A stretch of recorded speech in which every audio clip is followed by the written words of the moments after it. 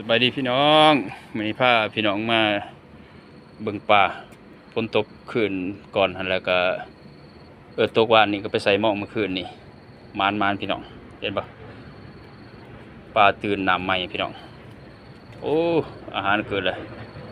จะใส่ใหญ่ใส่ปิตาปิงเลยพี่น้องปลาจาดตัวปิตาแซ่บๆเลยพี่น้อง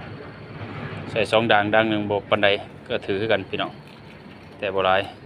เท่าด่างนี้ใส่ใหญ่โอเคพี่น้องบัดเฮ็ดมีโน่จะสีให้เบิ่งอีกบัดนึง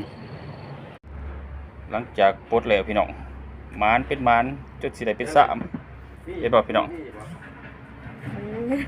เห็นบ่สิได้ปิ้งคือกับตองถั่วนายพรานเพิ่นอยากกินปิ้งสิได้เฮ็ดปิ้งให้เพิ่นกินพี่น้องหมานจนนั้นเพิ่นสิบ่ยิงไก่ปลาให้กินได้พี่น้องโอเคเจอกันคลิปหน้าพี่น้อง